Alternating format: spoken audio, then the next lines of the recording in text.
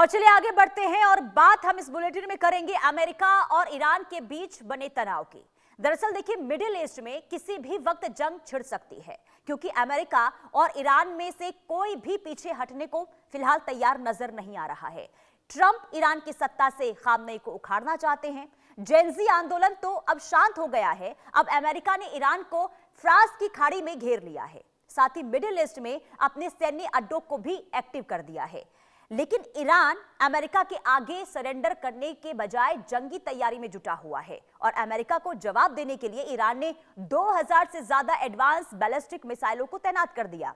Wall street journal की report के मुताबिक पिछले साल जून में इजरायल से 12 दिनों तक चली लड़ाई के बाद भी ईरान का मिसाइल भंडार भरा हुआ है और रिपोर्ट में चेतावनी यह दी गई है कि ईरान भले ही कमजोर है, लेकिन वो अमेरिकी हमलों के खिलाफ घातक जवाब देने की ताकत अब भी रखता है। और सूत्रों के मुताबिक ट्रंप ईरान पर हमला करने में देरी इसलिए भी कर रहे हैं क्योंकि ट्रंप ये चाहते हैं कि ईरान यूरेनियम एंट्रीमेंट को हमेशा के लिए खत्म कर दे और साथ ही ईरान अपनी बैलिस्टिक मिसाइलों की संख्या और रेंज को भी सीमित कर दे। और तीसरा, हमास, हिजबुल्ला और हूती जैसे क्षेत्रीय आतंकी संगठनों को समर्थन देना भी बंद करे। लेकिन ईरान सरेंडर करने के बजाय हमले की तैयारी में जुटा हुआ है और इसी मुद्दे पर हम खास मेहमानों के साथ चर्चा करेंगे और जानने और समझने की कोशिश करेंगे कि आखिर जो हालात और जो तनावपूर्ण स्थिति बनी हुई है, आखिर आगे क्या संकेत इसके मिल रहे हैं।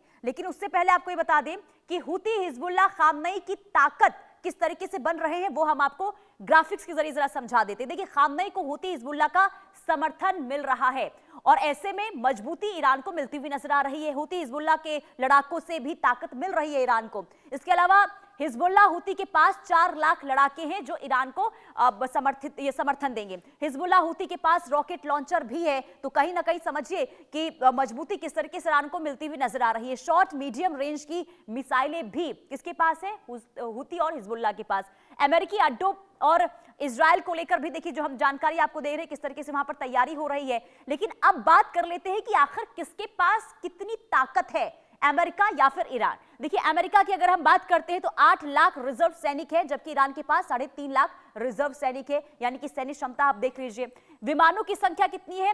13,209, 551 किसके पास है? ईरान के पास है। इसके अलावा फाइटर जेट देखिए 1854, जबकि 40 फाइटर जेट सिर्फ ईरान के पास है। यानी कि ताकत का आकलन हमने कर लिया। अब खामनेई की खुंखार मुस्लिम सेना को भी जरा हम समझ लेते हैं। देखिए, 7 लाख से ज्यादा रिजर्व सैनिक किसके पास है? ईरान के पास है इस वक्त।